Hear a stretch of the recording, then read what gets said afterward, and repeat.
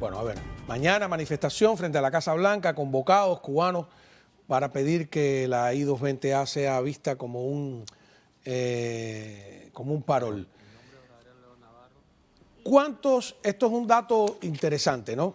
En el año fiscal 2022 entraron por la frontera entre Estados Unidos y México casi 225.000 cubanos y fueron interceptados en el mar 6.000. Los del mar los devuelven, ¿verdad? O sea que no cuenta aquí la cifra. Las cifras combinadas, este es el éxodo más grande desde 1959, de la historia de Cuba, sin duda, de cubanos, porque entonces en 2 años, 421.000 cubanos, casi 500.000 de cubanos ha llegado en 2 años, supera las cifras del Mariel, de Camarioca, de la crisis de los balseros del 94, etcétera.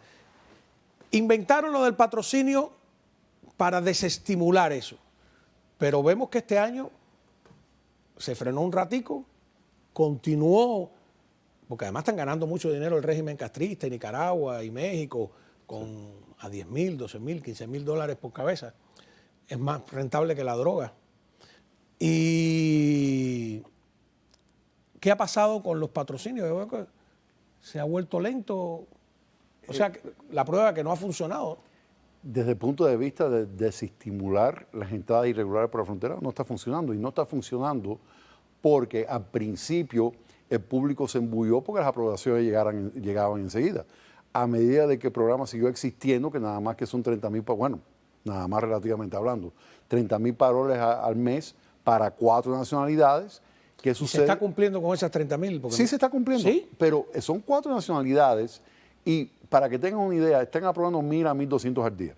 Sí. La mitad... Pero ya yo no veo esa gente que llegue. No, porque la mitad al azar, pero la otra mitad por orden cronológica, y estamos viendo ahora lo que presentaron, recuerda que esto comenzó el 6 de enero de 2023, estamos viendo ahora lo que presentaron a principios de enero, mediados de enero, uno que otro de febrero, pero... ¿De febrero del año pasado? Del año pasado.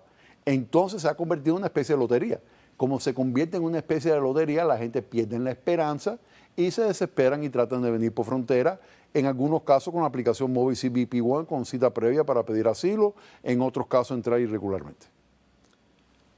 Es decir, que a esa cifra de 421.000 cubanos no le hemos sumado los que desde el 6 de enero pasado al 6 a enero han entrado a ¿cuántos? Bueno, no, el año fiscal del 2023 termina el 30 de septiembre de 2023. Entonces, esa cifra es buena hasta el 30 de septiembre de 2023. Ok, y con el parol, ¿qué promedio está entrando por mes? Están entrando los 30.000 de las 4 nacionalidades. ¿Cuánto toca a los cubanos ahí, por ejemplo? Bueno, más o menos la tercera, cuarta parte. Ajá. Más o menos. Ni siquiera es la nacionalidad mayoritaria. O sea, creo que Nicaragua y Haití están... De todas maneras, a 3.000 por mes, en 10 meses son 30.000 más. Sí, que están entrando por la vía del parol. Es un éxodo importante. Súper importante. Es un éxodo importante. Súper importante.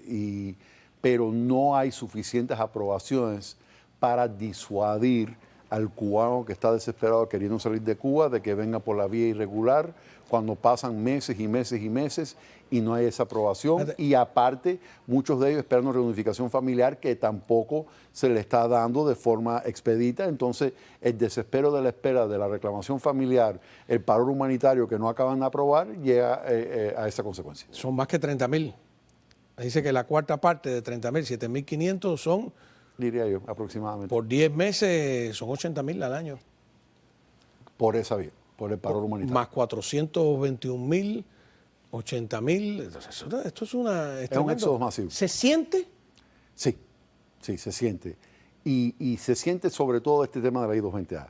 Muchísimas de esas 400.000 personas están con I-220A, están en un limbo total migratorio, con una incertidumbre total, con el temor de que puedan literalmente ser devueltos a Cuba si no ganan sus casos de asilo y no le dan un parol. Estamos intentando pedirles parol 212D5 a ellos, pero no a todo el mundo se los están dando. Y es muy al azar. ¿Cuál sería la solución sin que se convierta en un efecto llamada?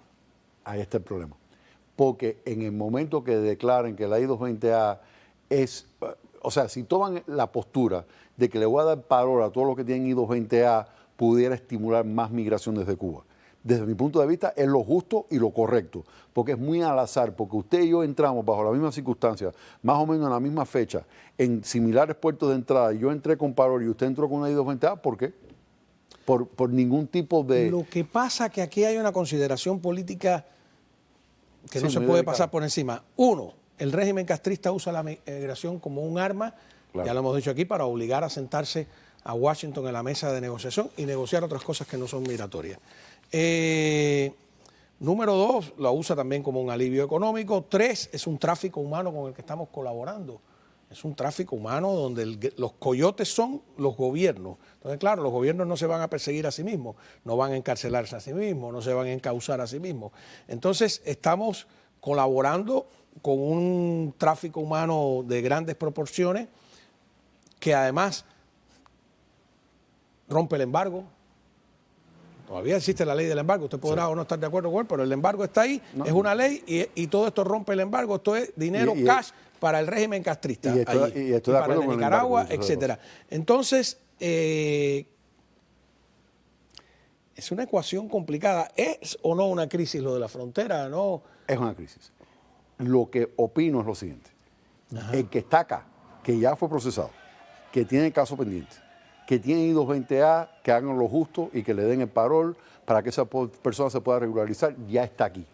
Eso no necesariamente implica que va a estimular más inmigración si toman medidas donde quede claro que si usted no viene por un parol humanitario, que si usted no viene con un parol por reunificación familiar, nosotros no le vamos a otorgar el parol humanitario en la frontera si usted entra de forma irregular y usted va a enfrentar una deportación expedita. Pudieran tomar otras medidas para frenar la inmigración irregular sin perjudicar los que ya están acá, que ya fueron procesados, que tienen asilo pendiente, que tienen ajuste cubano pendiente, que por un tecnicismo, por un antojo de un oficial de inmigración que básicamente sin ningún tipo de criterio determinó I-220A, parol, se convierte también en una especie de lotería.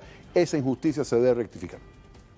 Ok, vamos a una pausa porque también está el tema de los venezolanos que ya no están emigrando a Colombia, Perú o al sur, sino que vienen en unas caravanas perfectamente organizadas. Andrés Manuel López Obrador diciendo que si quiere que las paren, pues que le levanten el embargo a Cuba, las sanciones a Venezuela. O sea, es un instrumento político, obviamente. Y hablando de